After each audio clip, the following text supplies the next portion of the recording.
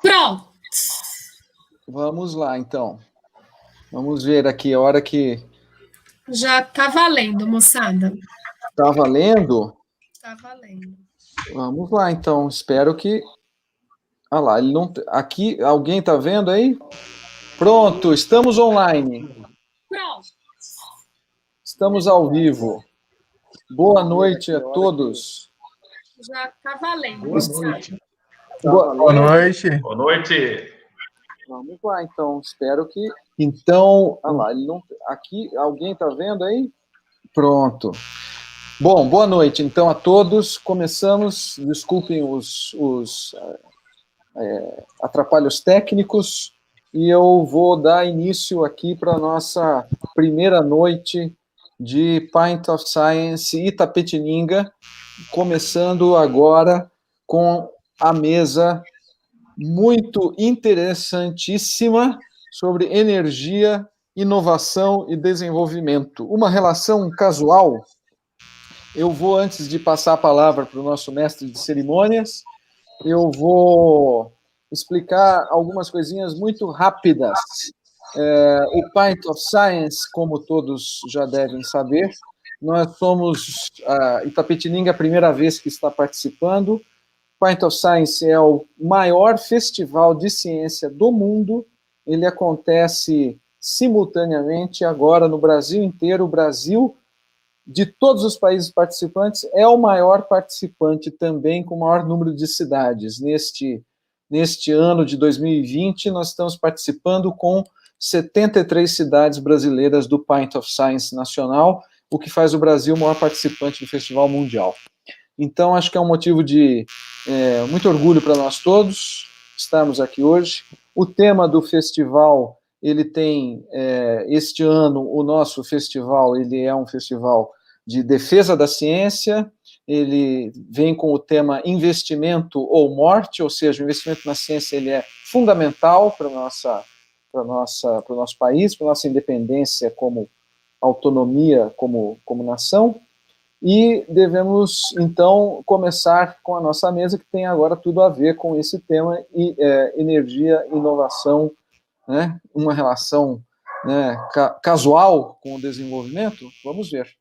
Então, eu vou passar agora, sem muito mais, não vou mais encher a paciência de vocês, vou passar a palavra para o nosso mestre de cerimônias, professor José Alexandre Matelli, que é diretor da Faculdade de Engenharia da Unesp Guaratinguetá, e que vai apresentar os nossos palestrantes, e ao final teremos, depois das duas palestras, uma sessão aberta para as interações com o público e para os nossos patrocinadores. Uma coisa que me lembraram aqui agora, antes de passar a palavra para o Matelli, eu vou falar aqui, nós queremos agradecer o apoio que sempre nos foi dado de todos os estabelecimentos que nos apoiaram. Então, vocês que estão aí em casa, quiserem brindar com um pint, quiserem pedir alguma coisa para comer, prestigiem os nossos apoiadores locais. O Árabe Bistrô, o Rock Bar e o Bamberg Express, que tem um cardápio sensacional para vocês. E prestigiem o comércio local, os nossos patrocinadores, que são muitos, aliás, são muitos, mas eu vou falar especificamente de nossos 3, aí vocês estão vendo aqui o nosso patrocínio aparecendo aqui na nossa telinha, aí no canto de vocês. Então, vocês olhem aí para os nossos patrocinadores. O Ecolisa, o Jeffeton está aqui também representando. Temos aí o Árabe Bistrô, a Locar, o Autoposto Benedetti, AudioClean, enfim, daqui a pouco a gente termina de falar todos eles. E a Clínica Equilíbrio está aparecendo, o Talento. Então, daqui a pouco a gente volta para falar de todos eles. Vou passar, então, finalmente a palavra ao Zé Alexandre Matelli, caríssimo professor, muito mais do que graduado, e que nos honra com a sua presença para fazer a mediação dessa noite. Matelli, é contigo. Obrigado, meu caro. A honra é toda minha. Para mim é uma alegria, uma satisfação poder falar de ciência, poder dar uma contribuição para um debate público de ciência, né? Num caráter mais informal, né, de divulgação científica, né? Brindemos, né? Na minha cidade natal, na nossa cidade natal, né, Exatamente. nossa cidade que é tão carente desses debates, em que pede a presença mais recente da FATEC e do IFSP, né? Quem sabe a gente não dá a nossa contribuição aí para engrossar esse caldo. Para falar nessa mesa aqui de energia e de seus impactos na sociedade e no desenvolvimento social em geral, nós temos como convidados o físico, né? Não sei agora se é licenciado ou bacharel, Michael, me perdoe, mas é o físico Michael Tardim. Ele também conduziu atividades de iniciação científica durante a sua formação que envolviam a aplicação de energia solar, né? E nós também temos como convidado o Jefferson Duarte, que é empresário do ramo de energias renováveis na nossa cidade, né? Engenheiro pelo Mackenzie. E a gente vai abrir esse debate passando a palavra, sem mais delongas, a eles. A gente vai começar pelo Michael, tá? Michael, você vai ter 20 minutos para falar. Depois a gente passa diretamente, sem mais delongas, para o Jefferson, também vai falar por 20 minutos, e aí a gente deixa as perguntas para o final, tá? A gente vai aguardar a manifestação da rapaziada aí nas redes, né? A organização vai passar para mim as perguntas, e aí a gente abre para o debate, tá bem?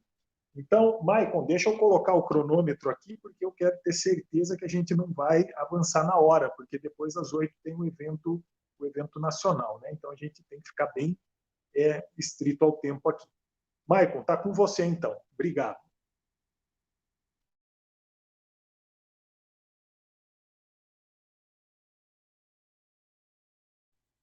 Desligar o microfone, Maicon. Perfeito. Agora foi. Boa noite a todos. É um grande prazer estar aqui com vocês. E eventos como esse são importantíssimos, né, para que a gente possa divulgar a ciência, a tecnologia e levar isso ao público, né? De uma forma mais descontraída, mais direta, né? Sempre celebrando a nossa ciência. Eu sou licenciado do curso de Física do Instituto Federal de Itapetininga. Já trabalhei com tecnologias na área sustentável, né, na energia sustentável, e veio a surgir um projeto, há algum tempo atrás, que é o projeto Apollo. Ele se originou, como muita coisa dentro da ciência, de algo que não era muito esperado. Por quê? Eu tinha um outro projeto que, fundamentalmente, ele visava recuperação de áreas desérticas, né? E precisava de uma fundação. Como a proposta já era um projeto ser sustentável, não faria sentido utilizar fontes fósseis para alimentar, ou nucleares para alimentar um projeto desse. E aí eu me debati com um grande problema, que até então eu não sabia que era o mesmo problema de toda a tecnologia fotovoltaica, né? Que no caso era principalmente a exposição dos painéis solares. Então, eu me vi em uma situação em que eu tinha que pesquisar e desenvolver alguma coisa, alguma tecnologia que me permitisse, em uma área desértica, produzir energia solar. E o meu grande problema na época com o projeto era justamente a exposição desses painéis, ou seja, as intempéries, né? Altas temperaturas, sujeiras e tudo mais. E como o foco, hoje em dia, como a pesquisa não tem muitos recursos para ser implementado, a ideia era pegar tecnologias que já existissem e fundisse isso em um único projeto, que sanasse o maior número possível de problemas para a implantação desse sistema. E aí surgiu o nosso projeto Apollo. Então, o projeto Apollo, ele é um sistema integrado, né, multipropósito, ou seja, ele pode ser adequado a qualquer tipo de ambiente, seja ele beira-mar, em uma região desértica, em meio de uma floresta, sem precisar derrubar uma árvore sequer para sua implantação. E tudo com tecnologias que já existem. Então, o que eu fiz foi uma fusão de tecnologias em um sistema integrado que me possibilite resolver esses principais problemas, como o sombreamento e a sujeira, que eleva muito o custo de manutenção. E os painéis tradicionais, quando você tem uma longa exposição e um superaquecimento, você acaba tendo algumas percas de células, né, que vão se queimando e tudo mais. E com o sombreamento, você perde a eficiência dos painéis. Então, esses foram os primeiros problemas que eu me deparei com o projeto para poder estar sanando. Então, aqui vem apenas um conceito rápido, né, sobre a transformação da energia solar, dos raios luminosos do Sol, em corrente elétrica, e o padrão que eu vou utilizar para essa apresentação. Hoje, eu vou estar utilizando o padrão dos painéis de 300 watts. Né? Então, todos os meus parâmetros estão baseados no painel de 300 watts. Então, o que nós temos aqui é que um painel de 300 watts, que é o watt pico, né, que é a capacidade máxima de geração, funcionando entre 12 e 14 horas, ele vai gerar os 300 watts. É uma estimativa dependendo da região em que ele foi implantado. Agora, caso esse painel tiver uma exposição solar de 6 a 12 horas, isso levando uma situação de média sombra, esse painel vai estar girando entre 150 e 300 watts. E já esse mesmo painel, entre 0 e 12 horas, mas com sombreamento meio expressivo, ele vai estar gerando de 50 a 300, e não mais, né, na sua capacidade máxima. Um grande problema que eu me deparei com o projeto é que o custo de um painel solar para uma implantação em larga escala, ele também é um fator bem predominante. Porque nós sabemos que, por mais que hoje em dia tem muito mais incentivo à tecnologia, os painéis estão mais acessíveis, depois o nosso companheiro vai estar falando um pouquinho mais, né, sobre essas tecnologias no mercado, mas ainda assim, o custo para uma implantação em larga escala, como seria uma fazenda fotovoltaica, seria muito elevado. E o que o projeto Apollo acabou possibilitando é a redução do custo de construção dos painéis. Então, os painéis, em torno de 40% do seu custo, ele é reduzido. Por quê? Como eu tenho um sistema modular, eu não preciso dos principais atributos, por exemplo, aqui. Eu tenho molduras de alumínio, eu tenho vidro especial, né, para estar protegendo esses painéis, essas células. E no projeto Apollo, isso eu já não vou necessitar, né? A título de comparação, eu trouxe um pouquinho sobre os painéis solares tradicionais de 300 watts, quando nós colocamos em uma casa, e o projeto Apollo. Em essência, enquanto que um telhado, vamos supor que esse telhado ele tem 57 painéis dispostos em cima, de 300 watts. Ele vai gerar em torno de 17 quilowatts aproximadamente, isso numa situação ideal, que a gente chama de incidência solar, né, sem sombreamento, um painel que está sendo constantemente feita a manutenção, a limpeza, né? Depois, esses mesmos 57 painéis, agora eu estou calculando a 150 watts, por quê? Eu tenho um sombreamento médio. Se o meu sistema ele for totalmente interligado em série, quando um painel ele recebe uma incidência, uma sombra em cima dele, todo o conjunto ele gera na mesma eficiência daquele painel que estava com o sombreamento. Então, eu estou calculando uma estimativa, né, que ele vai estar gerando em torno de 8 quilowatts de energia. E, numa situação mais precária, esse sistema estaria gerando em torno de entre 2 e 3 quilowatts aproximadamente. Isso com 57 painéis. Agora, Se eu for pegar o mesmo espaço que eu teria desses 57 painéis e for implantar o sistema Apollo lateralmente à residência, por exemplo, eu teria uma geração equivalente a 478 kW. E se eu for colocar no mesmo telhado, esse valor ele vai ficar em torno de 68 kW, ou seja, referente a 228 painéis, a geração de 228, no mesmo espaço que antes era 57 painéis. Então, o sistema Apollo, basicamente, ele trabalha com dois módulos. A partir de 400% de eficiência até 2.800%, que é o pico. Então, em áreas em que eu tenho uma incidência mais uniforme de solar, eu consigo implantar o sistema em 2.800%, né? O projeto Apollo ele foi idealizado para que não ocorra esse sombreamento. E como foi feito? O sistema ele permite que você tenha uma incidência solar uniforme, padrão, em todos os painéis. Então, isso já me possibilita que os meus painéis trabalhem o máximo da sua capacidade de conversão, né? Ele trabalha na sua capacidade a pico.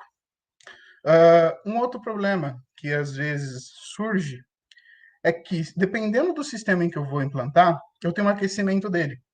Então, o sistema Apollo ele foi idealizado para que eu tenha um sistema de controle de temperatura interna do sistema.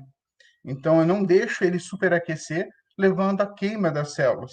Isso representa uma economia gigantesca de manutenção na troca de painéis ou até mesmo de células, né? Outro fator importante é que, ao contrário de uma usina hidrelétrica ou de uma usina nuclear, ou até mesmo de uma grande instalação fotovoltaica, às vezes você tem que parar todo um setor daquela usina, por exemplo, para poder fazer uma manutenção. Então, já pensando nisso, no desenvolvimento do Apollo, foi implantado um sistema na qual possibilita identificar a célula danificada ou o local que está sendo feito, está prejudicando o desempenho do sistema, e localmente fazer a substituição, né? Isso representa uma grande economia. Um outro grande fator é a sujeira. Então, o que diminui muito a eficiência dos painéis é o acúmulo de sujeira, né? Sejam dejetos de pássaros, poeira, folhas, enfim. Então, isso demanda manutenção de limpeza. E muitas vezes o custo dessa manutenção de limpeza acaba sendo um pouquinho elevado. Lógico, para quem tem na sua residência uns painéis que estão te possibilitando ter uma economia de energia, é excepcional. Mas para uma grande fazenda fotovoltaica, por exemplo, isso representa um custo muito elevado, né, de manutenção. E o projeto Apollo também foi idealizado a facilitar esse tipo de limpeza. Então, enquanto você estaria limpando 28 painéis, com o recurso que você estaria limpando 28 painéis, você vai estar limpando o equivalente a 28 Apolos, o que varia em eficiência de geração de 400% a 2.800% de eficiência em geração. Isso reduz o custo consideravelmente, né? Então, em uma fazenda tradicional, você teria que fazer uma terraplanagem, você teria que preparar todo esse solo, fazer as instalações para comportar os painéis solares. O projeto Apollo ele foi idealizado para que cada polo seja um sistema independente, né? Então, eu não preciso necessariamente terraplanar todo um setor, né? Preparar o solo em todo um setor para a implantação do sistema. Eu posso simplesmente chegar na localidade que eu quero, seja num terreno íngreme, numa encosta, em uma montanha, ou o que for, eu simplesmente vou localmente, preparo exatamente aquele ponto do solo que eu vou fazer a implantação e faço a instalação do sistema. Isso também pode acontecer no meio de uma floresta, por exemplo. Tem uma população que é um pouco mais isolada, não chega à rede elétrica, numa comunidade, no meio de uma floresta. Esse sistema se adequa perfeitamente, porque eu não preciso terraplanar, então eu não preciso mexer com o solo, não preciso mexer com o meio. Eu simplesmente vou lá na área que for um pouco mais aberta, mais propício, e faço a instalação do sistema. Então, enquanto eu teria 1.000 painéis solares gerando em torno de 300 quilowatts aqui, eu teria no mesmo local 1.000 Apolos gerando o equivalente a 8,4 megawatts, né? Então, a geração em cima do mesmo espaço é gigantesca. Eu ocupo 0,6% a menos espaço do que o sistema tradicional. Ou seja, enquanto o sistema tradicional está ocupando 93 e alguma coisa, eu estou ocupando 0,6 do espaço para poder gerar a mesma coisa. E no mesmo espaço eu consigo gerar consideravelmente mais. Aqui é um comparativo da relação, né? Então, enquanto eu tenho um espaço de instalação de 28 painéis, aqui ele está espaçado, mas mesmo se fosse próximo, né, ainda não caberia mais painéis, eu teria essa diferença. Enquanto do lado esquerdo eu tenho 28 painéis, do lado direito eu tenho o sistema Apollo, que vai substituir esses 28 painéis de 300 watts. Aqui nós temos uma representação já de uma pequena fazenda fotovoltaica. Vamos dizer assim, aqueles mesmos 28, agora nós temos o quê? 24 Apolos, já deixando um espaçamento de manutenção e alguma coisa do tipo, né? E aí nós vamos falar um pouquinho das perspectivas de uma tecnologia como o Projeto Apollo, como a energia solar em si, tá?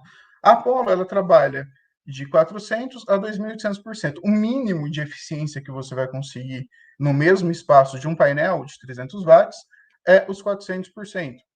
Hoje nós temos um mercado que, para ser atingido, em torno de 241,8 bilhões, né, de dólares. Isso já pensando, isso em relação a 2018, né? Essas perspectivas já mudaram muito. Então, nós temos, se for colocar em torno de 6 bilhões de potenciais clientes, isso produzindo energia e comercializando, o que reduziria muito o valor do quilowatt, e isso representaria uma economia, não só para as corporações, para as empresas, como para as pessoas nas suas residências, né? Com esse baixo custo da energia. O mercado global, até 2050, ele vai estar representando nesse mesmo setor 11,5 trilhões de dólares. E o conceito Apollo ele pode ser implementado em qualquer ambiente, o que me dá uma possibilidade de atingir mercados variados, né? Então, independente se não vou implantar ele em um local onde tem tempestades de areia ou tempestades de neve, esse sistema pode ser implementado. Como ele é modular, ele é facilmente ajustável aos ambientes de acordo com os materiais que vão ser utilizados. Aqui nós temos alguns mercados que podem ser atuados, né? Nós temos os consumos dos países, o que é bem expressivo em energia. E são todos esses mercados que nós podemos estar atendendo com as tecnologias fotovoltaicas. Uma tecnologia limpa, está tendo muitos avanços na área fotovoltaica, né? Em painéis mais eficientes, painéis mais duráveis, né? E na questão da durabilidade, uma vez que as células e a estrutura do painel não fica exposta diretamente ao sol e às intempéries, você tem uma maior durabilidade desse sistema. Então, além dos ganhos adjacentes que já foram falados, a tecnologia te possibilita ter uma vida útil, né, das células muito maior, porque você tem um sistema de gerenciamento e controle do sistema. Então, isso representa entre 30% a 50% a mais de eficiência só pelo fator de eu não ter uma exposição desses painéis, né? Então, de eu ter esse gerenciamento, esse controle. E aqui nós temos alguns comparativos em valores, que eu vou estar passando um pouquinho, para a gente já poder ver um comparativo direto. Então, aqui nós vamos ver o seguinte. Enquanto o sistema tradicional ele está gerando em torno ali de 19 mil reais, né, em um ano. O sistema Apollo, em uma residência, ele estaria gerando o equivalente a 477 mil. Enquanto o sistema implantado já em uma indústria estaria gerando, em um ano, esses mesmos painéis, né, 710 mil, ele estaria gerando, com o sistema Apollo, no mesmo espaço, isso já que esse é o foco, né, a indústria, aproximadamente 17 milhões, né? E isso tudo representa uma possibilidade de tornar a energia solar algo não só viável, como economicamente acessível, né? Isso reduzindo o custo do valor do quilowatt e possibilitando que as pessoas e a indústria, de uma forma geral, possam se beneficiar, né, com essa tecnologia, se tornando mais popular e levando à população aí uma qualidade, né, de vida e sem custos abusivos para poder utilizar a tecnologia fotovoltaica. Bom, esse é o projeto Apollo, né? O objetivo dele é justamente reunir tecnologias que já existem, não investindo mais em pesquisa, sendo que nós já temos as tecnologias, e levando à população e ao mercado uma tecnologia que possibilite, né, uma competitividade no setor fotovoltaico e que aí alavanque mais pesquisas e mais desenvolvimentos futuros. Então, muito obrigado, uma ótima noite e estou totalmente à disposição. Obrigado, Maicon. Nossa, você na risca deu aqui 19 minutos 38 segundos, né? Muito, muito bem planejado a sua fala, né? Ficou bem no tempo esperado mesmo.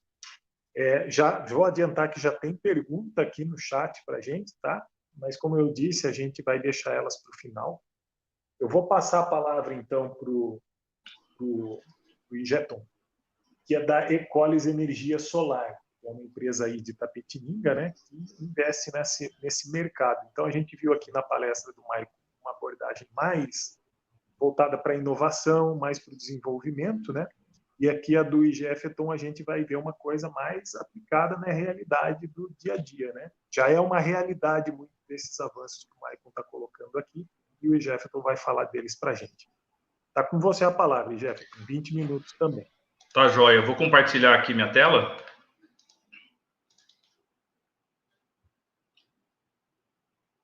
Bom, vamos lá. Primeiramente, boa noite. Boa noite a todos. Parabéns ao Maicon aí pela bela apresentação. Sempre a ciência evoluindo, né? E agora vamos falar um pouco de mercado de hoje, né? É uma coisa que, com certeza, daqui a pouco nós vamos estar vendendo o Apollo aí do Maicon, mas nesse momento a gente vai se ater aí ao que tem no momento. Bom, eu sou o Jefferson, sou proprietário da Ecolis Solar. A gente vende placas de energia solar, instala e homologa esses projetos. Vamos falar um pouco, como o Maicon falou um pouco sobre a parte técnica, eu vou falar um pouquinho mais sobre algumas fontes de energia antes, né? Nós temos alguns tipos de fontes de energia. A primeira é não renovável, né? Que é a termoelétrica, o gás, o carvão, ou a parte de petróleo. Essas são fontes, infelizmente, não renováveis. Então, usou, vai embora, infelizmente. E temos as renováveis, que está aí na natureza, em abundância, né? A gente não perde. Então, está aqui a energia solar, fotovoltaica, eólica, a própria que utiliza o movimento do mar, que a gente chama de maré motriz, e também aí tem a geotérmica, né? Que é a que usa o calor da terra, e a biomassa, que é essa que está na fotinho aqui, que utiliza aí cana, madeira, vamos dizer assim, os restos, subprodutos aí que já não utilizam para mais nada, eles são utilizados para gerar energia, né? Temos também a hidrelétrica, mas eu não coloquei aqui porque a hidrelétrica causa um impacto ambiental muito grande, mas ela também é renovável. Falar um pouquinho de como funciona o sistema fotovoltaico, né? Para não ser muito repetitivo, né? O Sol tem aí os fótons, né? Que vão até as células fotovoltaicas e elas, por terem um diferencial de tensão, acabam gerando energia que vai para o inversor, que é esse vermelhinho que está aí, esse inversor ele injeta energia na rede aí de CPFL, Eletro, é o que faz aí essa injeção. Esse é um sistema on-grid, que a gente já vai falar um pouquinho mais. Temos dois tipos de sistemas, né? Que é o off-grid e o on-grid, né? Como vocês podem ver na tela. Depois, o off-grid é aquele que pode ser usado em locais mais remotos, né? Você pode ver aí pela imagem que ele simboliza bem um lugar bem inóspito, né? E o off-grid você pode usar de duas maneiras. Você pode tanto usar para carregar baterias para você usar durante a noite e também você usa durante o dia sem precisar de bateria. Ou em casos aí que temos aqui na região a parte agrícola para fazer funcionar equipamentos agrícolas, né, como um pivô central, e que ele utiliza naquele momento, ele produz e já utiliza, né, ele não armazena. Então, e tem aí algumas vantagens e algumas desvantagens, né? Hoje o off-grid, ela tem uma vantagem de ter esse uso em locais remotos, que é muito bom, como o Michael falou, no meio de uma floresta, no meio de um deserto, em lugares que não chega energia, né? E ele não precisa de uma ligação em rede, então você não tem aquele contrato com a companhia, aquela obrigação, e não precisa também pagar os aumentos aí das taxas que a gente está acostumado a ver. A desvantagem dele, obviamente, é o alto investimento. Você tem que investir em várias baterias, esse sistema é muito mais caro porque exige muito mais aparelhos, né? E o volume das baterias também é muito grande, então você tem que ter um espaço muito grande para armazenar essas baterias, para tocar a energia durante a noite, durante o período que não tem aí o sol, né, a claridade, e tem uma manutenção muito maior, devido a essa quantidade de equipamentos aí que tem ligados a ele. E temos o sistema on-grid. O que é o on-grid? O on-grid é que ele está na linha, né? Então, ele está ligado diretamente na rede, né? Que é o mais conhecido aqui para residências, também para empresas e indústrias, né? Que não querem ter a utilização de muito espaço. Então, ele é feito com consumo imediato e também ele consome imediatamente e o que sobra ele injeta aí na rede. Quais são as vantagens do on-grid?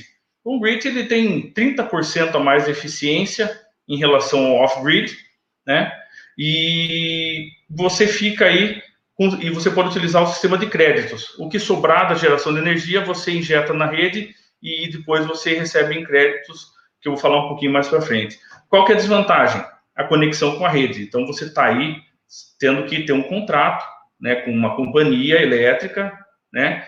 E você também não pode armazenar essa energia. Você pode até fazer um sistema híbrido que armazena um pouquinho e injeta o resto, né? Mas ainda o que mais vale a pena é o on-grid para locais que têm acesso às redes de energia aí. Vou falar um pouquinho das vantagens do sistema fotovoltaico. Né? Primeiro, ele contribui com o meio ambiente, né? Ele tem a geração em si, no momento da geração da energia fotovoltaica, ela não tem impacto no meio ambiente. Não é uma hidrelétrica que faz um estrago ali nas inundações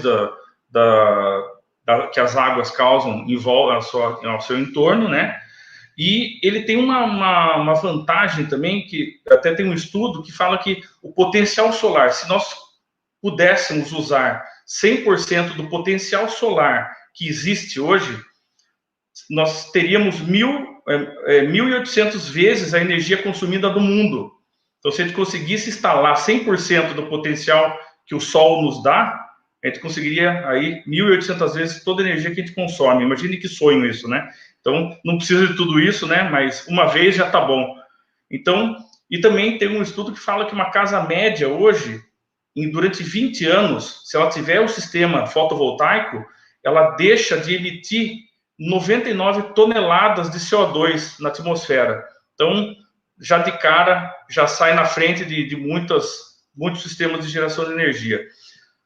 Economicamente viável, né? Tem o investimento mais baixo em relação às outras fontes. Também temos aí, hoje o governo tem taxas subsidiadas, então você faz você pode pagar com juros super baixos. Inclusive, fechamos poucos dias atrás a 0,65 ao mês, um sistema todo de geração fotovoltaica. Então, assim, ele é acessível, dá para pagar com a parcela que você pagava a energia solar, a energia elétrica, você paga facilmente a parcela do financiamento, então é super viável, é acessível, então você consegue aí com essas taxas subsidiadas pelo governo fazer aí instalar desde uma casa pequena até uma grande indústria e botar dinheiro no bolso. Bom, rápido retorno do investimento, o payback também é super rápido, né? Então, até quanto maior o sistema, mais rápido é mais rápido o payback, né? Desde uma residência até a indústria. Tem uma garantia de geração, as placas fotovoltaicas, tem uma garantia de geração de 25 anos. Então, assim, é um investimento que você paga rápido e ainda fica aí 25 anos com garantia de geração de energia. Se você cuidar bem das placas, vai até 40 anos. A manutenção é mínima, ela é baixíssima manutenção. Como o Michael falou, de repente, um passarinho faz um cocô ali, é água, sabão, tá limpo, sobe no telhado, faz uma lavagem simples a cada 1 ano. Então, a indicação é a cada 1 ano você faz uma lavagem das placas solares, elas estão ali 100%. Às vezes não é uma pequena poeira, alguma coisa que vai atrapalhar, né? E hoje também temos inversores inteligentes que não deixam com que, às vezes, um sombreamento atrapalhe no resto da geração das outras placas. Então, a gente consegue, placa por placa, controlar isso e não perder essa eficiência de geração. E tudo isso porque você tem monitoramento online, né? E o sistema produz energia até em dias nublados. Isso é fantástico, porque na verdade a energia fotovoltaica não é gerada pelo sol, ela é gerada pela claridade, né? Os fótons aí. Um pequeno exemplo aqui de um sistema instalado é um supermercado que gastava aí R$ 4.278 ao mês, e depois que ele instalou o sistema de energia fotovoltaica, está gastando apenas R$ 70. Isso com investimento que coube no bolso do empresário, onde a parcela do financiamento é super acessível, bem abaixo até do que ele pagava de energia todo mês, e payback super rápido, e depois é só lucro e ter dinheiro aí para poder girar na sua empresa, que isso que importa, né? Você deixar de gastar com algumas coisas e poder juntar aí um dinheiro para girar na empresa, deixá-la mais saudável, contratar mais pessoas, expandir os negócios. Falar um pouquinho sobre qual que é a expectativa, né, que o Brasil esteja aí entre os 30 maiores geradores de energia solar até 2030, né? Esse é um exemplo, o mapa de radiação solar do Brasil, né, o Brasil tem uma potência para geração solar absurda, né? E a radiação solar do Brasil, nós temos aí 3.000 horas de brilho do sol, né, que eles chamam de insolação. Então, são 3.000 horas de brilho do sol durante o ano. Então, é uma maravilha que você consegue aí aproveitar muito bem essa insolação. Estamos num país maravilhoso para a geração de energia solar. No Brasil, hoje, infelizmente, a energia hídrica é a que mais tem porcentagem, 61%. Né? Estamos aqui na nossa fotovoltaica com 1,5% ainda, mas tivemos aí um crescimento grande de 2018, que era 0,75%, para agora 2020 já aí a 1,5%, indo para 1,7% no Brasil. Falando um pouquinho mais do Brasil, temos aqui aqui é o ranking. Eu fiz uma pesquisa para fazer um ranking estadual. Então, o estado que mais gera energia no Brasil hoje, fotovoltaica, é Minas Gerais. Segundo, Rio Grande do Sul. Terceiro, São Paulo. E aí vai. Daí vocês me perguntam, mas por que Minas Gerais tem essa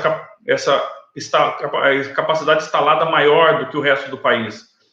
Primeiro que Minas Gerais, além de ter uma insolação muito boa, o governo de Minas Gerais isenta muitos impostos para quem quer fazer aí a microgeração ou geração de energia, né, solar. Então, por isso que Minas Gerais está aí na frente, mas está crescendo muito em todo o país. Falando um pouquinho de municípios, o Rio de Janeiro é a cidade, né, que mais gera energia aí, que tem potência instalada de energia solar aí, gerada por fotovoltaico. Vamos falar um pouquinho o que tem no mundo afora aí, algumas curiosidades, né? Em 2016, a China representou aí 40% da capacidade solar instalada no mundo. Então, os chineses, como sempre, muito à frente na tecnologia e também eles acreditam muito nessa tecnologia. Então, 40% da capacidade do mundo estava na China em 2016. Não deve ter mudado tanto, eles com certeza cresceram, o mundo também cresceu, mas eles cresceram mais. A Alemanha hoje, per capita, é o país que mais tem instalado energia fotovoltaica, com 500 watts por habitante. Depois vem o Japão. Depois temos aí os Estados Unidos, com 10% da geração de energia elétrica dentro aí da matriz energética do país. E depois a Itália, com 7,8% de produção elétrica por energia fotovoltaica. Passar rapidamente sobre legislação, né? O que rege tudo que ele está falando sobre boas taxas, sobre instalação, é porque tem uma legislação que foi da ANEEL, que é a Resolução 482/2012, que traz aí muitas vantagens para quem instala, né? Então, você tem crédito de energia solar para quem é um cliente cativo, um consumidor cativo, que é aquele que paga energia pela CPFL, pela Eletro, que está aí, tem um contrato com uma companhia. Então, você pode usar o sistema de compensação, né, que é aquele que você gera bônus e pode utilizar depois. A validade desse crédito de geração, dessa sobra de geração de energia, é de 60 meses, então você pode, durante o verão, consumir esse crédito do inverno que você não usou tanto, né? A transferência de crédito também é uma grande vantagem, você pode eu posso gerar aqui na minha empresa e o que sobrar eu posso jogar para minha casa, né? Contanto que esteja no mesmo distribuidor e no mesmo CPF ou CNPJ, né? A conta de energia, né? Você pode fazer a transferência. Você pode fazer também a geração compartilhada e também por cooperativas, né? Você pode montar uma fazenda de geração de energia em cooperativa. Obviamente, a cooperativa é como qualquer outra cooperativa. A cooperativa de crédito, a cooperativa agrícola, tem que ter um CNPJ formado, tem uma legislação para cooperativas, você monta a cooperativa, é registrado em cartório, e daí, dentro dessa cooperativa, você gera e transfere para os cooperados. E a geração remota, para quem não tem telhado suficiente na sua empresa, de repente é um prédio com pouco telhado, você pode gerar lá num terreno, num sítio, né, e transferir essa energia para a sua empresa ou para a sua casa, desde que esteja dentro da mesma companhia elétrica, né, e desde que esteja no mesmo CPF ou CNPJ. Falar um pouquinho sobre curiosidades aí de energia solar.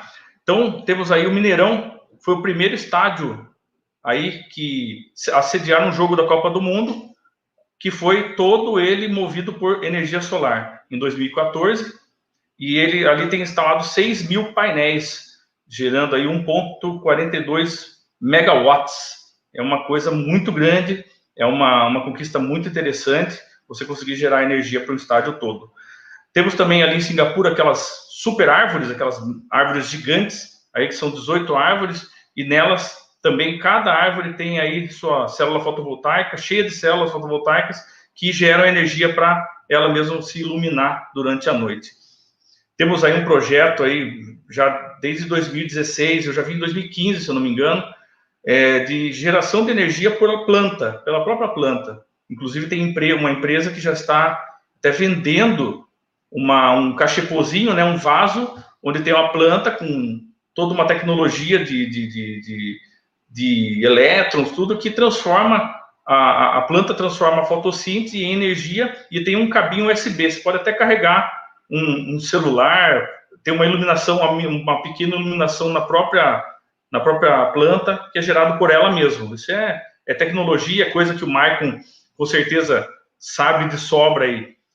Também temos aí o primeiro voo à energia solar, que foi em 1974, na Califórnia, sem tripulação, óbvio, né, para a segurança de todos, pelos irmãos Boucher, lá na Califórnia, tiveram esse primeiro voo. Tivemos uma corrida também na Austrália, foram 3.021 quilômetros, aí em 1987, nessa corrida de carros, todos com geração de energia solar no capozinho do carro em cima. E também o recorde de velocidade de um carro solar foi de 106 km por hora do EV. Bom, a descoberta do efeito fotovoltaico foi em 1839, e isso foi aquele primeiro estudo lá atrás, né, do mais antigo, e depois, esse daí foi pelo Alexandre Becquerel, e depois, na era mais moderna agora, onde já estávamos com a célula de silício, em 1954, pelo Russell Schumacher. E uma última curiosidade, em 1921, o Prêmio Nobel de Física foi aí atribuído ao famoso Albert Einstein por experimentos com energia solar e fotovoltaica. Ele já estava ali entendendo, já desvendando aí a ciência por trás dos fótons, né? E utilizando isso para a ciência, para as indústrias, que ia isso gerar muita coisa para a indústria e outras coisas. Fico por aqui. Espero não ter sido muito técnico, né? Espero ter sido mais um pouco mais assim, para um palavreado, vamos dizer, menos técnico, para as pessoas entenderem o que é e a real aplicação no dia a dia, né? Que já você pode colocar isso na sua casa, numa indústria, na sua empresa. É uma coisa de hoje que já está disponível, e aí todo mundo que instala está aí cortando custos, ganhando mais dinheiro e podendo aplicar esse dinheiro aí que sobra em outras coisas. Então, muito obrigado. Está aí meu telefone. Boa noite a todos. Agradecendo mais uma vez ao Pint of Science Itapetininga, aos organizadores que com tanto carinho fizeram isso aqui pela nossa cidade e pela ciência. Obrigado. Obrigado, Jefferson. Tá no tempo, tranquilo também. Agora a gente pode passar para a fase do debate, né? Tem uma pergunta já da plateia aqui, mas antes de passar para a pergunta da plateia, vou eu mesmo tentar fazer algumas provocações, né? A primeira é assim, vendo a palestra do Michael, e aqui que vem o grande desafio desse tipo de evento, né? A gente vendo a palestra do Michael, a gente tende a pensar assim, né? Um pensamento muito comum do leigo é imaginar que a energia solar é gratuita, porque ela está aí, o sol está aí, então beleza, né? É de graça mesmo. Então, pô, se é de graça, por que eu preciso me preocupar com a eficiência do painel fotovoltaico? Esse seria um pensamento ingênuo, porque como a palestra do Michael mostrou, se você tem mais eficiência no teu painel fotovoltaico, você precisa de menos painéis fotovoltaicos para gerar a mesma quantidade de energia. Então, a tua área, né, a área de terra, a área de telhado, a área da fazenda, não sei o que, tudo isso diminui, né? E essa área tem um custo, você vai ter que comprar essa terra, arrendar de alguma maneira, isso vai custar, né? Então não é bem assim, a energia solar é de graça, a energia eólica é de graça, não é. O que é de graça é a fonte, mas a conversão dela, ela está longe de ser gratuita, né? Tanto que só recentemente, quer dizer, até, a gente está falando de coisa de uns 10 anos atrás, a energia fotovoltaica como alternativa de mercado era um sonho ainda distante, né? Você tinha plantas piloto, você tinha experimentos em escala de laboratório, mas não havia um mercado para essa tecnologia porque, de fato, os painéis eram muito caros, né? E de pequena eficiência. Tipicamente em torno de 19% a eficiência, né? Então, você pega esse painel de 300 watt-pico que o Maicon falou aí, né?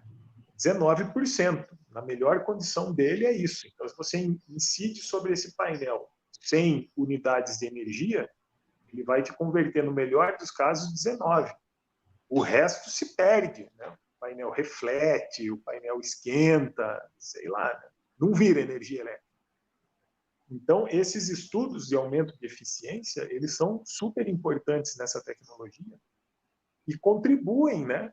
Quer dizer, a gente está falando aqui da perna de inovação da nossa palestra, né? Essa mesa aqui fala de energia, inovação e desenvolvimento, e a provocação é se existe uma relação causal entre esse tripé, né?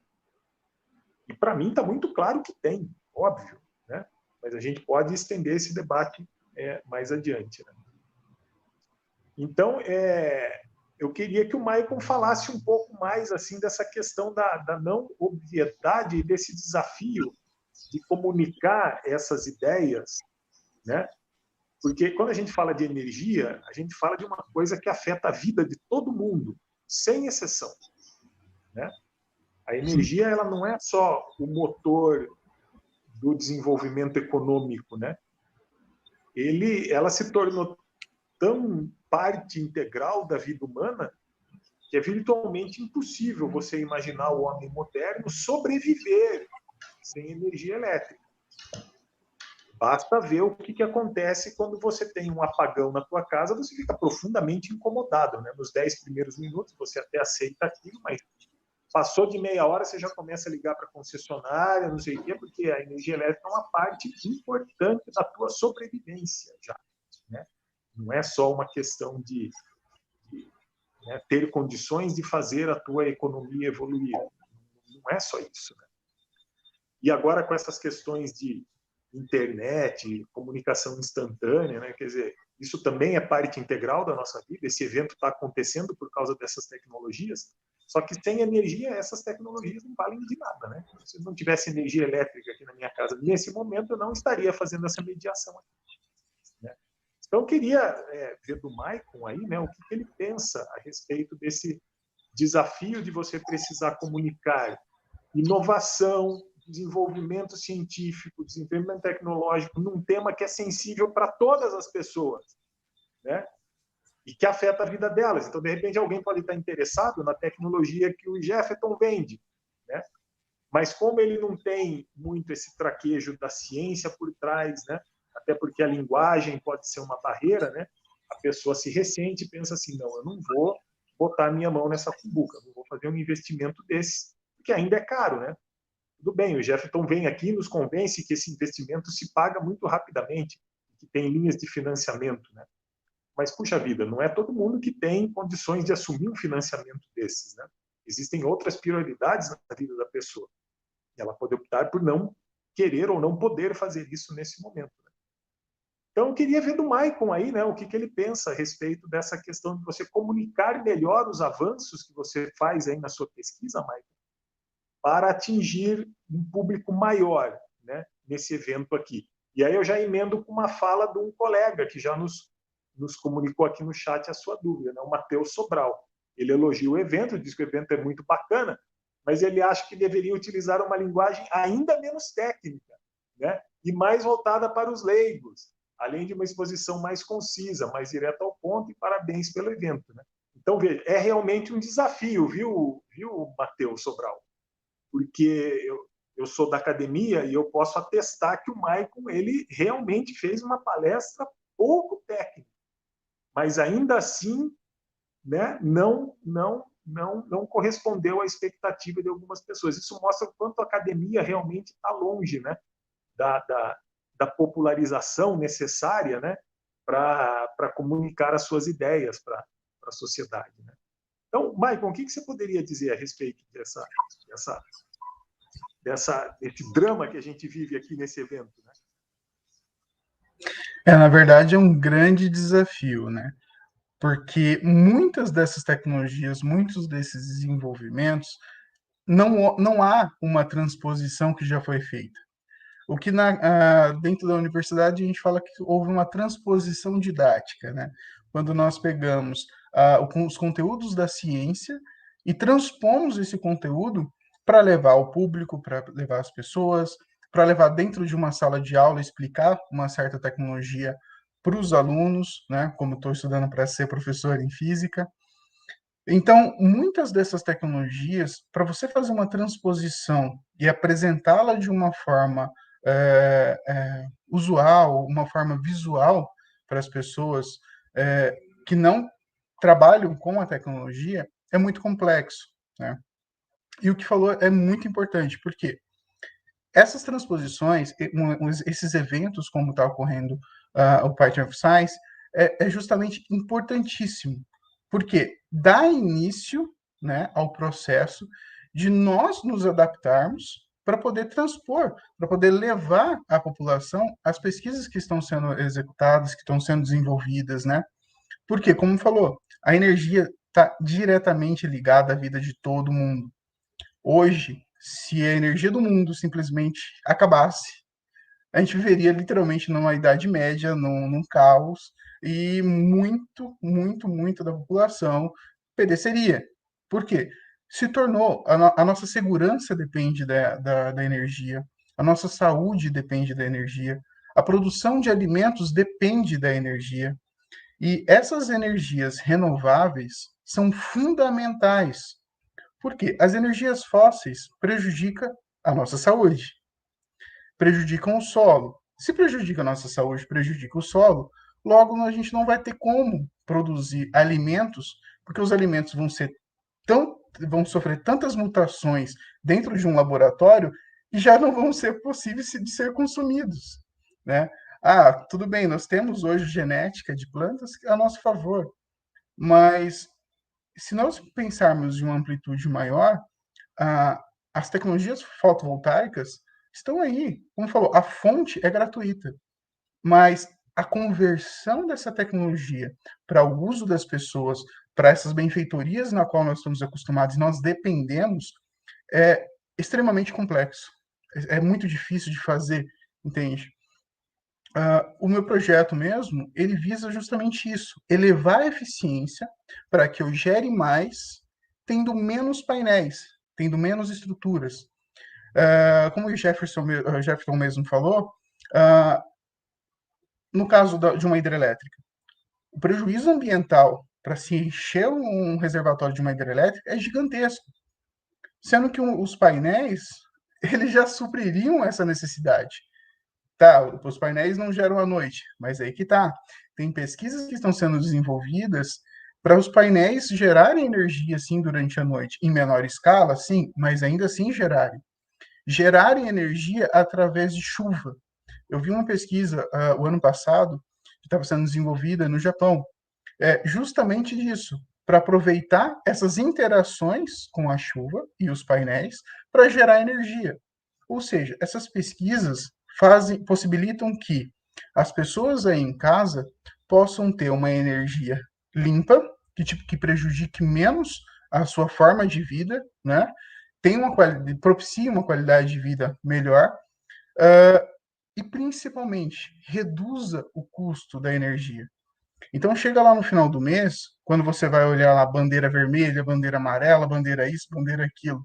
Por quê?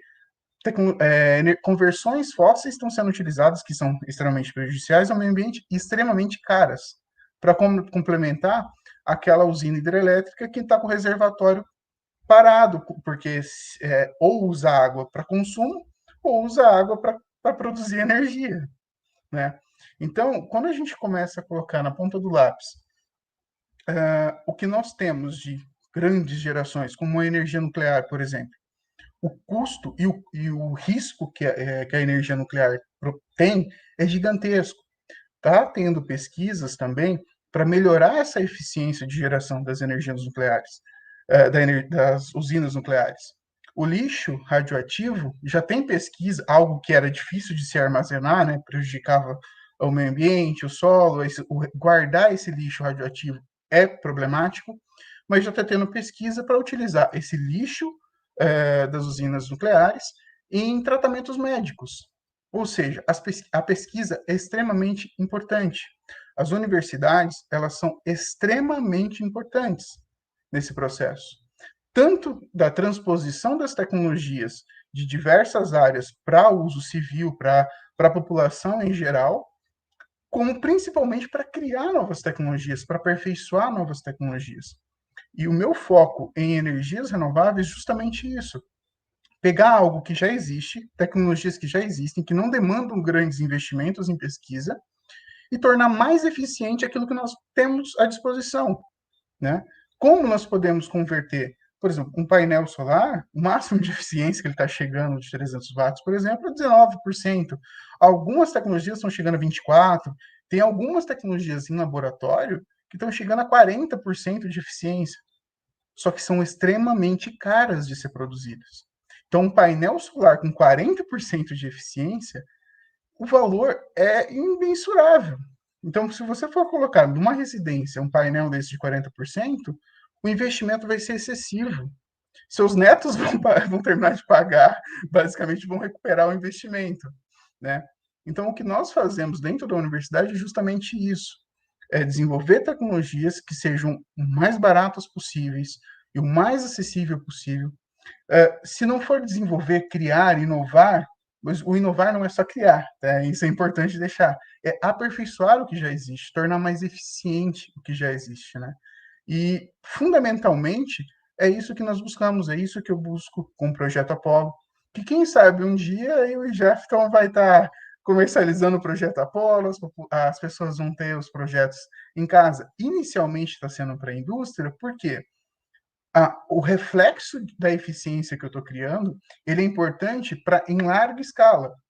Mas se as pesquisas continuam avançando, isso vai se refletir direto no público, porque a energia que você paga na sua casa vai ser menor, porque está vindo de uma fonte com menor custo, né, e maior eficiência. E no futuro, quem sabe, você vai ter um Apollo aí na sua casa, no seu quintal, suprindo toda a necessidade de energia para sua residência, de uma forma limpa, segura, né, e muito eficiente. Bom, eu acho que é basicamente isso. Eu acabo me empolgando um pouquinho, mas se tiver mais alguma indagação, eu estou à disposição. Não, muito interessante. Quer dizer, é isso aí mesmo, né? Um ponto importante da tua fala foi a respeito da inovação, né? Tem uma mitologia, né? E eleva a inovação a uma espécie de divindade, né? O santo graal que todo mundo busca na inovação e que pensa que tem que ser algo novo, algo inédito. E às vezes, e muitas vezes, a maioria das vezes não é assim. A maioria das vezes é um pequeno aperfeiçoamento, né? É uma coisa que você fazia de uma maneira e de repente passa a fazer de outra maneira. São avanços pequenos, né? Mas que no somatório eles acabam tendo um impacto no médio prazo, vamos dizer assim. E não só na tecnologia em si, às vezes você tem uma inovação na forma de produzir essa tecnologia, né? Torná-la mais barata, torná-la mais competitiva, sem necessariamente fazer um avanço disruptivo na forma como você converte energia solar em energia elétrica. Não necessariamente, quer dizer, o Jefferson mostrou na apresentação dele o efeito fotoelétrico conhecido desde o final do século XIX, né? Coisa de 200 anos atrás, né? E ele continua sendo assim, né? Continua sendo converter fótons em elétrons, né? Basicamente é isso, desde então. Então não há inovação nisso, você não está criando você não descobriu um novo efeito que converte energia do sol ou energia da luz em energia elétrica. Esse efeito é o mesmo, está aí há 200 anos. O que muda os materiais que fazem essa conversão, né? A quantidade desse material que você usa para fazer essa conversão, a durabilidade desse material, né? A possibilidade de você fabricar esse material em grande escala, né? E uma outra questão que é importantíssimo de ser discutido aqui também, e é outro mito, né? É o mito da energia limpa, né? Assim, na verdade, não existe energia limpa. Não. Lamento, né? Lamento se a audiência estava aqui querendo alguma saída milagrosa. O fato é que não existe energia limpa, não existe processo de conversão de energia que não vai gerar algum tipo de dano ambiental. Não existe. Simples assim. Né? Eu odeio essa expressão simples assim, mas eu tenho que usá-la para enfatizar, né? Você pega energia solar, mas como assim, né? A energia solar é do Sol, o Sol está aí, como assim? Pois é, só que esse painel fotovoltaico, ele tem aí uma durabilidade de 25, 40 anos, se você cuidar bem dele direitinho. Mas e depois que ele deixar de funcionar, o que vai ser feito dele? Quando a gente descartar ele na natureza, que dano ele vai trazer para o solo, para as águas, para o ar? Nós não sabemos. E não só isso, né? Até mesmo na própria confecção do painel, há dejetos, há sobras de material. Né? Você fazer esse monocristal de silício aí é um processo industrial bastante agressivo para o meio ambiente, né? A própria fabricação dele. Então, aí você tem outros espaços para inovar, fazer esse processo produtivo, fazer esse descarte ser menos agressivo ao menos ambiente. E veja que eu digo menos agressivo, porque em alguma medida sempre será, né? Se você não quiser trabalhar com processos de conversão de energia que não causem danos ao meio ambiente, a gente vai ter que voltar a viver como os índios, né? E talvez sejam eles que estejam certos, né? Talvez a gente precise viver aí mais de 600 anos para aprender que não, na verdade eles estavam certos, a gente não precisava ter feito nada disso que a gente fez. Mas aqui eu estou sendo deliberadamente provocativo. Mas o fato é esse, né? Quer dizer, então, quando a gente pensa, é o que se chama de análise de ciclo de vida, né? Você não olha só o processo de conversão de energia do sol em energia elétrica. Você vai lá desde pegar o silício, transformar esse silício em painel, fabricar esse painel, instalar esse painel, depois jogar esse painel fora, né? Então, ao longo dessa vida aí de 30, 35 anos, qual é o impacto ambiental dessa tecnologia? E aqui a gente está falando de energia solar, mas isso se aplica para qualquer outro tipo de conversão. Qualquer outra tecnologia. Né? Hidrelétrica, que é tida como uma energia limpa, né? Em que pese a parte de alagamento e tudo mais, mas vamos pegar umas usinas, pequenas centrais hidrelétricas, né, de até 30 megawatts, que o lago fica bem pequenininho, praticamente não muda o curso do rio. Ainda assim, você coloca uma pequena barragem lá para fazer um nivelamento, né? Essa barragem vai segurar a água, mas vai segurar os sedimentos que vêm junto com ela, e ao longo do tempo esse sedimento vai assoreando o rio, né? E, então não tem mágica, né? Todo o processo de conversão de energia Tem um custo. implica necessariamente em custos ambientais, não só custos econômicos. Né? Tem mais perguntas aqui, uma delas eu vou direcionar para o Jefferson, né? Assim, vocês enxergam, a pergunta do Luiz Persson, vocês enxergam as novas tecnologias renováveis de geração de energia como concorrentes às energias fósseis ou como complementares? E Jefferson? Olha, eu acho que no momento complementares, né? Porque hoje a gente não tem ainda capacidade, nem todo mundo acredita ainda nessa energia. Eu estou falando de pequenas empresas e residências ainda, né? Então ainda o pessoal ainda fica meio, a gente está falando aqui sobre ciências, né? Sobre uma ciência, sobre um estudo que ainda não está aí no mercado, né? E o que a gente tem hoje no mercado é o painel fotovoltaico, que mesmo assim ainda o pessoal fala, nossa, mas gera energia para minha casa, que será, né? Então ainda existe esse entrave, né? Então imagine falar o que o Michael falou, o povo fica assustado, né? Então por isso que o legal desse debate, desse bate-papo, é nivelar conhecimento. Isso é muito importante, colocar isso para todo mundo, né? Muitas coisas que eu que trabalho com fotovoltaico, tem muita coisa que o Michael falou que para mim é novidade, assim, claro que ele não vai abrir o jogo, o segredo, né, do Apollo aí, vamos ver se depois eu consigo negociar com ele o segredo do Apollo, mas, por enquanto vocês estavam falando Science, eu estava no Paint, né, mas, então, eu acho assim, hoje são complementares, né, mas aí tem diversos estudos e previsões que até 2030 isso vai diminuir bem essa diferença entre o fóssil e os renováveis, né?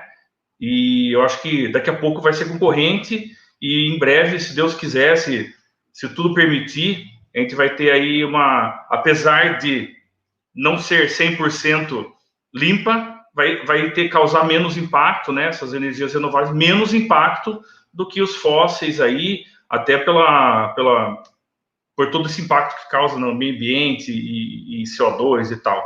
Né? Então, acho que é mais ou menos isso, é meu modo de pensar, né? Sabe que tem uma outra coisa, pegando esse gancho que você falou, Jefferson, que também vai no sentido de desmistificar algumas coisas, né? Bom, primeiro que o que você falou, e tanto eu quanto o Maicon estava observando, nós fizemos assim, a gente concordou com bastante veemência, quando você falou da importância desse evento para a gente dar uma nivelada no conhecimento. Né? Quer dizer, o que a gente está falando aqui? A gente está falando de letramento científico. Né? Quer dizer, para que esse debate ele possa ser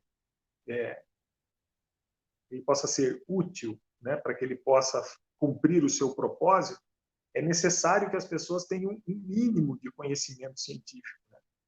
Um mínimo. E hoje a gente sabe que a educação no Brasil está muito degradada, né? A educação no nível fundamental e nível médio, ela está extremamente degradada, principalmente a escola pública, né? Com as suas honrosas exceções, é claro. Então, esse evento aqui, ele tem um pouco desse propósito, contribuir para elevar esse nível do letramento científico das pessoas, para que elas possam se sentir mais confortáveis, por exemplo, em tomar a decisão de instalar ou não, né, de contratar ou não o IGEFTON para eletrificar a sua casa com energia solar, né? Outra coisa interessante, né, que a gente não discutiu aqui, mas que é de fundamental importância, né, é essa questão, pegando a pergunta do Luiz também, né, do Luiz Persson, das tecnologias serem concorrentes às fósseis ou complementares. Olha, eu acho que não é possível a gente fazer esse debate sem antes entender o papel do nosso modelo econômico nessa questão. Então, a primeira pergunta que a gente precisa fazer é, antes de sair propondo, né, tecnologias, alternativas, inovações, é a seguinte: será que a gente precisa de tanta energia assim? Essa é a primeira questão. Quer dizer, a gente se organizou no mundo nessa forma, né? A gente tem essa organização econômica que ela é extremamente demandadora de energia. Mas será que não existe um outro arranjo econômico que não demande tanta energia assim? Essa é uma questão que a gente precisa fazer, né? Eu acho que esse ano de 2020 vai ser interessante para dar algumas pistas nesse sentido, né? Porque muito trabalho precisou ser feito em casa por conta do isolamento social. Então, com isso, o consumo de combustíveis para transporte, né, para você sair do teu lugar onde você mora e ir para o teu local de trabalho, houve uma redução nesse consumo de combustível, né, que é energia também. E, no entanto, o trabalho continua sendo feito, né? Então, será que não existe uma outra forma da gente pensar nas relações de trabalho, nas relações econômicas, né? Quando a gente pensa em mercados de telefone celular, por exemplo, nessa coisa da coisa ser programada para quebrar. Você compra um telefone celular hoje, sabendo que daqui a 4 anos você vai ter que descartá-lo, porque ele não funciona mais. E ele não funciona mais porque ele não aguenta as inovações do software, né, as atualizações, e porque ele está realmente projetado com uma vida útil para acabar dali a 4 anos. Porra, desculpem a má palavra, né? Será que a gente precisa trocar de celular a cada 4 anos? Será que eu preciso trocar de carro a cada 4 anos? Não é possível que a gente... Eu me lembro que quando meu pai comprou um carro, uma Veraneio, né? Veraneio 78, pô, o carro era indestrutível, né? Tá por aí até hoje, né? Robusto para burro, né? Não estraga, é impressionante, né? E hoje eu tenho o meu carro aqui, que tem 2 anos e já está na metade da vida útil dele, né? Então, eu acho que esse debate ele também ele precisa ser feito, né? Pensar se a gente realmente precisa de tanta energia assim, né? Quanta energia não é gasta em atividades que não precisariam ser feitas, que não são essenciais para a nossa sobrevivência, em última análise, vamos dizer assim, né? Olha, eu vou passar mais algumas perguntas aqui no chat. Deixa eu ver aqui, tem o chat, tarará, tarará. Tá, aqui no WhatsApp, ó. Gabriel Garbelotti. Boa noite. Quando falamos de durabilidade e perda de eficiência de uma célula, não é relativa ao tempo de vida? Pois os painéis são feitos para suportar a exposição ao calor. Essa é a primeira pergunta dele. A segunda é, falando em aumento no tempo de vida da célula, o sistema Apollo aumentaria em quanto tempo a vida de uma célula? Acho que é uma pergunta mais direcionada para o Michael, mas o Jefferson pode ficar à vontade também para participar da conversa. Bom, no tocante ao projeto Apollo, né, de durabilidade das células, aumentaria pelo quesito de não ter exposição e controle de temperatura. No tocante à temperatura, a elevação da temperatura, foi importante perguntar pelo seguinte: dependendo da região em que ele for instalado e da forma como ele foi instalado, você tem uma incidência solar muito expressiva, uma radiação incidente muito expressiva. E isso gera, se ele não for instalado corretamente, um superaquecimento da placa. E se vocês pesquisarem na internet placas derretidas por superaquecimento, vocês vão ver a situação em que chega uma célula solar quando superaquece, ele literalmente derrete, ela queima, e esse queimar, dependendo da situação, pode custar a sua instalação, né? Depende, se você não tiver as instalações corretas a serem feitas. Então, o projeto Apollo, ele veio para corrigir esses potenciais problemas, ou seja, então eu tenho um sistema de exaustão no sistema Apollo, então eu não vou deixar a temperatura atingir o limite que a célula suporta, ela tem uma temperatura teto, né? Ela suporta até uma certa temperatura, então eu não vou deixar atingir.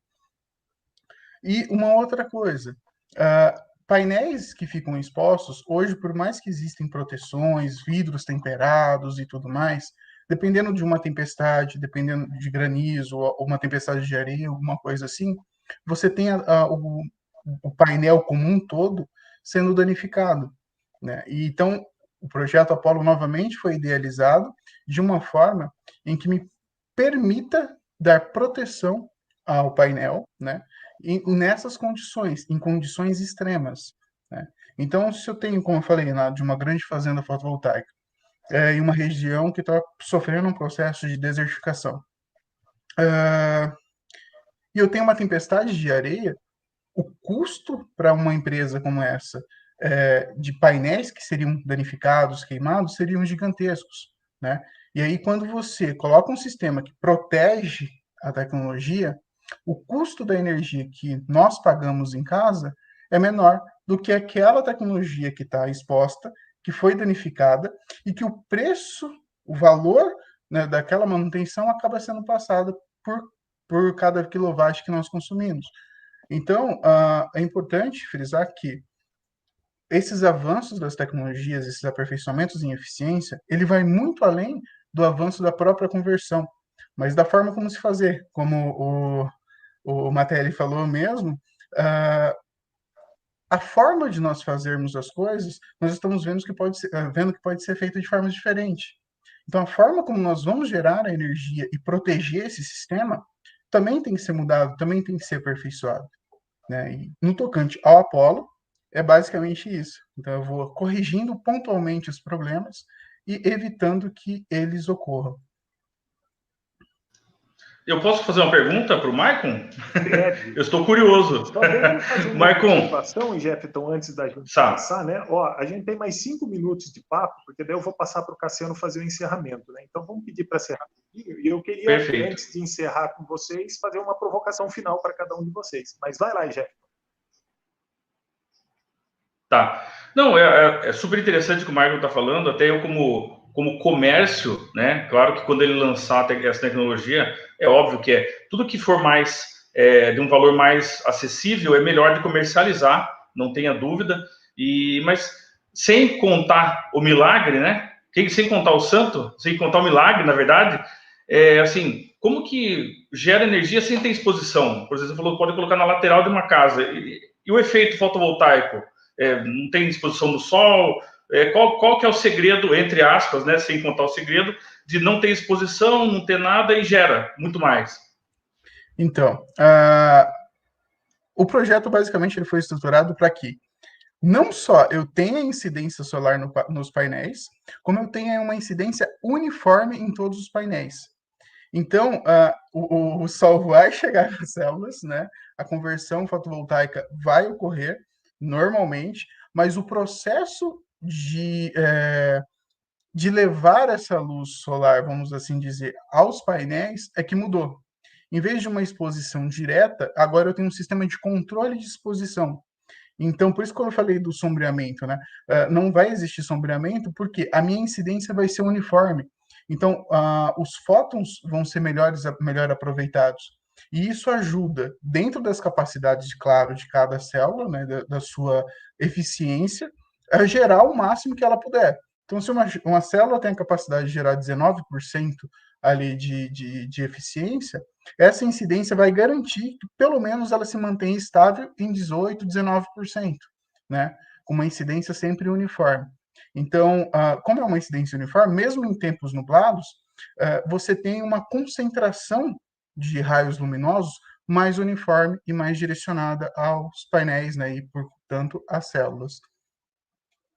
Espero ter respondido essa pergunta sem responder essa pergunta.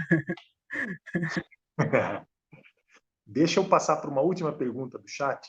Na verdade, uma consideração feita pela Daniela Almeida. Ela coloca assim: imagine se não tivéssemos energia, o que seria durante essa pandemia? Se com toda a energia disponível as pessoas não conseguiram ficar em distanciamento social, o que seríamos sem ela? Né? É bacana esse questionamento, e eu vou fazer uma provocação, uma contra-provocação para a Daniela. Daniela, como que o vírus chegou até nós? Ele estava lá na China. Ele veio aqui voando. Ele precisou de energia para vir para cá. Então, tudo bem, a energia está permitindo que a gente sobreviva na pandemia, mas ela também teve um papel fundamental na disseminação dessa pandemia. Isso é o transporte público. Né? O transporte público é o grande vetor. Né? Você não fazer distanciamento social, o que te permite sair da tua casa e ir para o centro da cidade? Né? Você não vai a pé. Você pode até ir, mas você vai de carro, vai de metrô, vai de ônibus, você vai de transporte e você precisa de energia. Então, a energia né? Veja, eu estou fazendo aqui um papel de advogado do diabo mesmo. Né? Como assim? Você é um acadêmico que trabalha com energia mesmo, fica metendo pau na energia? Não, não é isso, né? Eu fico provocando mesmo, né? Acho que é o meu papel. Para a gente encerrar, vou fazer a pergunta para os dois, tá? Que é o mote da nossa mesa aqui, antes de passar para o Cassiano fazer o encerramento. E Jefferson, energia, inovação e desenvolvimento. Existe uma relação causal entre esses três fatores? E depois eu faço a mesma pergunta para o Maicon. Vai lá, 1 minutinho para responder. Não, com certeza, né? Eu acho que assim, uma coisa leva a outra, né, Matelli? Eu acho que tudo isso que a gente está discutindo hoje tem uma relação muito grande, né? Eu acho que sem a ciência a gente não tinha um painel, não tinha aquela primeira descoberta lá em 1800 e pouco. Sem a ciência, o Prêmio Nobel de Física não seria, né, dado para o Einstein, e sem a ciência não teria evoluído essa geração de energia fotovoltaica e outras gerações e outras evoluções para baratear, né, todo esse tipo de processo para chegar aí até onde o Maicon tá chegando, né, que daqui a uns anos chega essa tecnologia para comercializar, e daqui a pouco vai existir um outro Maicon, e vai existir um outro Maicon, e um outro Matelli, outro Jefferson, e isso vai evoluir, né? Eu acho que tem tudo a ver. Eu acho que esse debate o mote foi muito bem elaborado. Legal. Maicon, mesma pergunta para você. Tem relação causal entre energia, inovação e desenvolvimento? Rapidinho. Não só tem, como é fundamental as relações entre esses setores, né? Um é complementar ao outro, não tem como falar de um sem o outro, né? Não há inovação, não há desenvolvimento sem que isso seja correlacionado, sem que isso seja desenvolvido, sem que isso seja trabalhado. E o compartilhamento disso como um evento que a gente está tendo é fundamental. Como eu falei, principalmente para que nós nos adaptemos a transpor essas tecnologias para o povo, para a população, né, para que eles conheçam, para que eles explorem, para que eles tomem proveito dessas tecnologias. E quem sabe tenham ideias e contribuam, né? E aí gerem mais inovações e mais possibilidades de desenvolvimento no futuro. Basicamente, eu acho que está respondido. Sensacional. Eu queria agradecer, então, ao Michael e ao Jefferson por participarem dessa mesa aqui, foi bem legal. Queria agradecer ao Cassiano pelo convite gentil de dar a oportunidade de mediar esse debate aqui. Estou sempre à disposição do Pint, tá? E volto a palavra, então, para o nosso organizador, o Cassiano. Valeu. Muito obrigado. Obrigado a todos. Foi ótimo ter visto esta palestra, as duas palestras. Acho que foram muito esclarecedoras. As reações do público aqui no nosso chat foram ótimas. Elogios aos palestrantes, ao mediador, que fez uma ótima mediação. Agradeço, então, pessoalmente aí ao Maicon pelo aceitar o convite, apresentar a tua pesquisa aqui, ao Jefferson, que desde o começo também abraçou a ideia. Muito obrigado. Matelli, né, Zé, não preciso nem falar nada. Aqui, cheguei. Saúde. Quem, né? Aí, estamos aqui, tá todo mundo. Quem tiver com suco, aí também pode água, leite, suco, que seja o leitinho das crianças, como vocês preferirem. Olha só, vamos terminar. Eu vou falar de novo, boa noite a todos, muito obrigado. Vou falar aos nossos patrocinadores. Agradeço imensamente o apoio do Sense Club de Itapetininga, que também está por trás dos bastidores, ajudando a gente a organizar o evento.